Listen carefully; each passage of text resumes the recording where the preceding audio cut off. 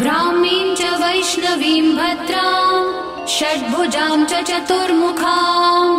त्रिनेत्रां च त्रिशूलां च पद्मचक्रगदाधरां पीताम्बरधरां देवीं नानालङ्कारभूषितां तेजःपुञ्जधरां श्रेष्ठां ध्यायेत् बालकुमारिकाम् ओङ्कारलक्ष्मीरूपेण विष्णोर्हृदयमव्ययम् विष्णुमानन्दमध्यस्थम् ह्रीङ्कारबीजरूपिणी ॐ क्लीं अमृतानन्दभद्रे सत्य आनन्ददा